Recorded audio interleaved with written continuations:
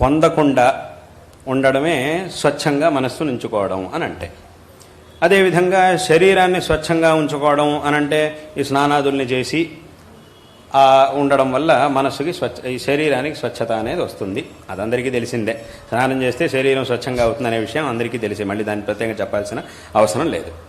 మనస్సు యొక్క స్వచ్ఛత. కానీ ఇప్పుడు ఏదో ఒంటికి మాత్రం బాగా నలుగుపెట్టి స్నానం చేసాము, కానీ మనస్సులో మాత్రం ఇంకోటిని ఎలా కొట్టాలి, ఇంకోటిని ఎలా చంపాలి అనే ఆలోచనలు మాత్రం చేస్తూ ఉంటే అది పరిపూర్ణమైనటువంటి స్వచ్ఛత కాదు. కాబట్టి ఇక్కడ స్వచ్ఛత అనేటటువంటిది రెండు రకాలుగా ఉంటుంది. ఆంతరికమైనటువంటి స్వచ్ఛత, బాహ్యమైనటువంటి స్వచ్ఛత అనేది రెండు రకాలుగా ఉంటుంది. మనం అసలుగా ఈ మడి అనేది మనకి ఎక్కడ కావాల్సి వస్తుంది అసలు ఈ మడి అనంటే, మనం చేసేటటువంటి భగవదారాధనలు అథవా ధార్మికమైనటువంటి ఆచరణలు ఏవైతే ఉంటాయో వాట్లను చేసేటప్పుడు ఈ మడిని మనం పాటించాలి. అసలుగా ఈ మడిని పాటించవలసింది అప్పుడు మాత్రం ఎందుకు పాటించాలి అనంటే, ఎంత స్వచ్ఛమైనటువంటి మనస్సుతో, ఎంత స్వచ్ఛతతో మనం ఆరాధన చేస్తామో అది మనకి అంత ఫలితాన్ని ఇస్తుంది. అందుకోసం స్వచ్ఛతని పాటించాలి. ఇప్పుడు మడిలో ఉన్నారు ముట్టుకోకూడదు అని అంటారు.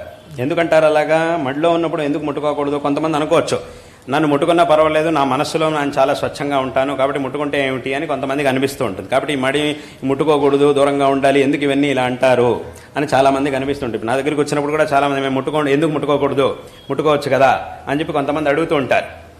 కానీ ఇక్కడ ముట్టుకోకూడదు అనేది ఒక వ్యవస్థగా వెనకటి వాళ్ళు చేశారు. ఈ మడిని ఒక వ్యవస్థగా వెనకటి వాళ్ళు ఏర్పరిచారు. ఎందుకు ఏర్పరిచారు అని అంటే, ఈ ముట్టుకోవడం అనేది ఏదైతే ఉంటుందో, ఇప్పుడు ఉదాహరణ చెప్పాలంటే, ఒక తల్లి ఉంది, ఆ తల్లి పిల్లలు ఉన్నారు. ఆ పిల్లల్ని మనం తల్లి ముందుకు తీసుకొచ్చి ఉంచాం. అప్పుడు ఆ తల్లి పిల్లల్ని ఎత్తుకోవడానికని వచ్చింది. అప్పుడు మనం ఏం చేసాం? ఆ తల్లి నుంచి పిల్లల్ని పక్కకి తీసుకెళ్ళిపోయి, వీళ్ళు నీ పిల్లలు కాబట్టి నువ్వు ముట్టుకోవడానికి వీల్లేదు, ఊరికే వాళ్ళని చూస్తూ ఉండు అని చెప్పామనుకో, అప్పుడు ఏమవుతుంది? నీ పిల్లలు సరే వీళ్ళు, కానీ వీళ్ళని నువ్వు ముట్టుకోవడానికి వీల్లేదు, ఎప్పుడైనా కూడా వాళ్ళని చూస్తూ ఉంటే చాలు, అంతే, ముట్టుకోవడానికి వీల్లేదు అని అన్నాం అనుకోండి, అప్పుడు ఏమవుతుంది? అది కుదరదు. అదేమిటి, ఎందుకు ముట్టుకోకూడదు? నా పిల్లలు కాబట్టి నేను వాళ్ళని ముట్టుకోవాల్సిందే అని అంటుంది. సరే పర్వాలేదులే, నా పిల్లలైతే ముట్టుకోకపోయినా పర్వాలేదు, నా కళ్ళ ముందుంటే చాలు అని ఏ తల్లి అనదు. అదేమిటి, నా పిల్లలు నేనెందుకు ముట్టుకోకూడదు, వాళ్ళని ముట్టుకోవాలి, వాళ్ళని ఎత్తుకోవాలి, ఆడించాలి, అన్నీ చెయ్యాలి అని అంటుందే తప్ప తల్లి నేను వీళ్ళని ఎందుకు, సరే అలాగా ముట్టుకోకూడదా, అయితే పర్వాలేదు లేండి, వాళ్ళ కంటి ముందుంటే చాలు, నేను ముట్టుకోకపోయినా పర్వాలేదు అని మాత్రం ఎప్పుడు అనదు తల్లి. ఎందుకు అనంటే, ఏదైనా ఒక వస్తువుని మనం తలుచుకున్నప్పుడు మన మనస్సులో ఒక భావన కలుగుతుంది. దాన్ని ముందు చూసినప్పుడు ఆ భావన ఇంకొక రకంగా అవుతుంది. దాన్ని దగ్గరికి వెళ్ళినప్పుడు ఆ భావన ఇంకోలా ఉంటుంది. దాన్ని ముట్టుకున్నప్పుడు ఇంకోలా ఉంటుంది. దాన్ని మన చేతిలోకి తీసుకున్నప్పుడు ఇంకోలా ఉంటుంది. ఇలా ఒక్కొక్క పనితోనూ అది పెరుగుతూ ఉంటుంది. మన మనస్సులో భావన ఇంకా ఇంకా ఇంకా ఇంకా పెరుగుతూ ఉంటుంది.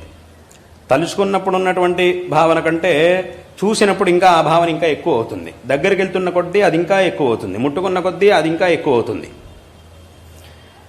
అదేవిధంగా ఇంకా దాన్ని ముట్టుకున్నప్పుడు, దాన్ని తీసుకున్నప్పుడు, దాన్ని అనుభవించినప్పుడు ఆ మనస్సులో ఆనందం అదంతా కూడా ఇంకా ఇంకా పెరుగుతూ ఉంటుంది.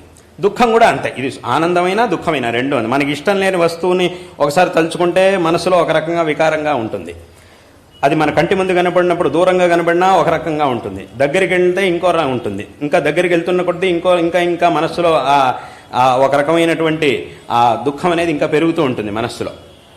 దగ్గరికి వెళ్ళి దాన్ని ముట్టుకోవాల్సి వచ్చింది అన్నప్పుడు ఇంకా భయం ఇంకా ఎక్కువ అవుతుంది మనసులో. భయము, దుఃఖం. అదే ఓ పాము ఉంది, పామును తలుచుకుంటే ఒక రకమైనటువంటి భావన. దాన్ని దూరంగా చూసినప్పుడు అది ఇంకా పెరుగుతుంది. ఇంకా భయము, దుఃఖం ఇంకా పెరుగుతాయి. దాని దగ్గరికి వెళ్తున్న కొద్దీ ఇంకా పెరుగుతుంది. దాన్ని ముట్టుకోవాల్సిన పరిస్థితి వచ్చిందంటే ఇంకా చాలా భయం, దుఃఖాన్ని పెరుగుతూ ఉంటాయి. ఇలా ఒక్కొక్క క్రియని చేయడం వల్ల ఆ మనస్సులో సుఖం కానీ దుఃఖం కానీ రెండూ పెరుగుతూ ఉంటాయి.